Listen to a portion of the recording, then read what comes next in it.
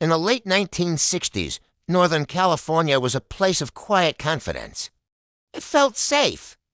This was a time when young couples sought privacy along dark, secluded roads, and teenagers thought nothing of late-night drives under the vast, starry sky. Police departments in the small towns scattered across the region were modest, mostly dealing with petty crimes. They were completely unprepared for the wave of terror that was about to break over them. The story begins on a cold night, December 20th, 1968. Two high school students, David Faraday and Betty Lou Jensen, were on their first date.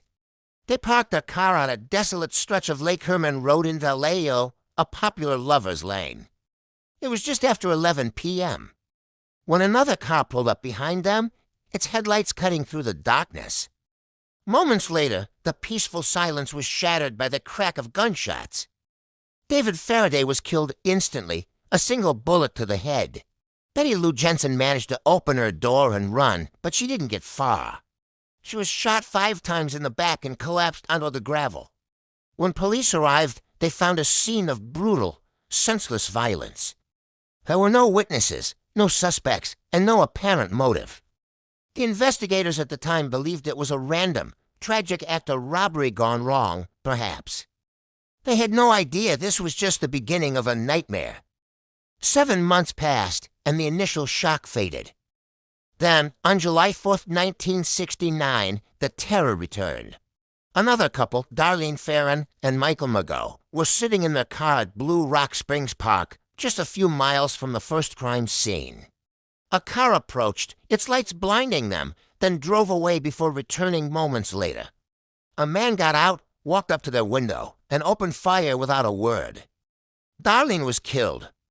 Michael, despite being shot multiple times in the face, neck, and chest, miraculously survived. But this time, something truly chilling happened after the attack. Just before midnight, a man called the Vallejo Police Department. In a calm, monotone voice, he confessed not only to the shooting that night, but also to the murders of the 2 teenagers on Lake Herman Road the previous December. Then he hung up. The call was traced to a payphone at a gas station, but by the time police arrived, the killer was long gone. The mystery deepened just a few weeks later. Letters began arriving at 3 major newspapers, the San Francisco Chronicle, the San Francisco Examiner, and the Vallejo Times-Herald. Inside each envelope was a third of a coded message, along with details of the murders that only the killer could know. He threatened to go on a killing rampage if the papers didn't publish his cipher on their front pages. He also gave himself a name that would soon instill fear across the entire state, the Zodiac. The Zodiac craved attention, and he got it. The newspapers complied, and the cipher was published. The code was a complex jumble of symbols, and the FBI's best cryptographers were stumped. But a high school teacher and his wife, Donald and Betty Harden, took on the challenge. They cracked a portion of the cipher, and the message they uncovered was deeply disturbing. The killer wrote that he enjoyed killing people because it was so much fun. He believed that his victims would be reborn as his slaves in the afterlife. The message was a window into a profoundly sick and arrogant mind. He was not just a killer. He was a performer, a game master who saw murder as a sport. More letters followed, each one more taunting and egotistical than the last. He mocked the police for their inability to catch him, pointing out their mistakes and calling them satin-back dummies. He reveled in the media coverage, correcting details in news reports and demanding more attention. Every letter was signed with his infamous symbol, a circle with a cross drawn through it, like a rifle's crosshairs. Fear began to grip Northern California. The carefree nights were over. People stopped going out after dark. Parents kept a closer watch on their children. Police departments were overwhelmed with tips and false leads, but the Zodiac always seemed to be one step ahead, watching from the shadows and laughing at their efforts. Not all of his victims died, and the survivors provided terrifying accounts. On September 27, 1969, college students Brian Hartnell and Cecilia Shepard were picnicking by the serene shores of Lake Berryessa. A man approached them wearing a bizarre, executioner-style hood that covered his entire head, with sunglasses clipped over the eye holes. Stitched onto the front of the hood was the Zodiac's cross circle symbol.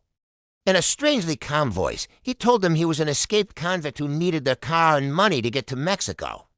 He tied them up with plastic clothesline. But then, his demeanor changed. He pulled out a long knife and, without warning, stabbed them both repeatedly and viciously. Brian Hartnell was stabbed 6 times in the back, but he survived. Cecilia Shepard was stabbed 10 times and tragically died 2 days later. Before leaving the scene, the Zodiac walked over to Brian's car door. Using a black marker, he drew his symbol and wrote the dates of his previous attacks, adding this new date to his gruesome list. It was a calling card, a chilling message for the world to see.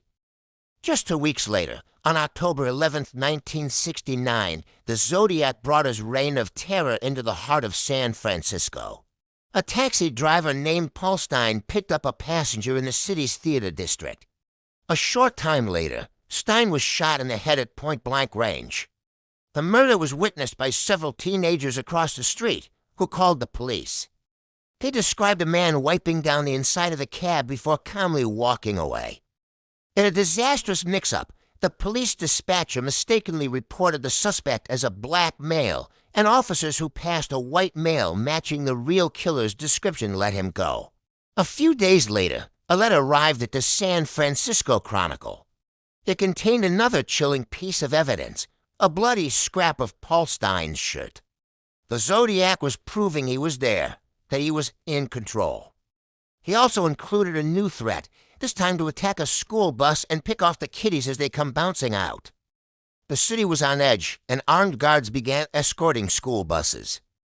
Despite a detailed composite sketch based on the witnesses' descriptions and thousands of tips, the Zodiac seemed to vanish. The investigation dragged on for years. Investigators focused on several key suspects, but one name surfaced again and again: Arthur Lee Allen. He was a convicted child molester who owned a Zodiac brand watch, wore the same size shoe as a print found at a crime scene, and once told a friend about his desire to hunt people with a gun and flashlight. He even lived near the scene of the first murder, but the evidence against him was all circumstantial. Handwriting samples were debated, and a DNA test on the saliva from the envelope stamps years later did not match Allen. He died of a heart attack in 1992, taking any secrets he had to the grave. The Zodiac's final confirmed letter was sent in 1974. After that, there was only silence. The taunting letters stopped. The attacks ceased. It was as if he had simply disappeared. What happened to him? Did he die? Was he arrested and imprisoned for an unrelated crime? Or did he simply get bored and decide to stop playing his deadly game? No one knows for sure. More than half a century later, the case of the Zodiac Killer remains one of America's greatest unsolved mysteries. His cryptic ciphers continue to haunt investigators and amateur sleuths alike. The families of his victims still mourn their devastating loss. The killer who craved fame and notoriety left behind nothing but a legacy of fear and a string of unanswered questions. His true identity remains hidden, lost to time, and somewhere out there, the truth is still waiting to be found.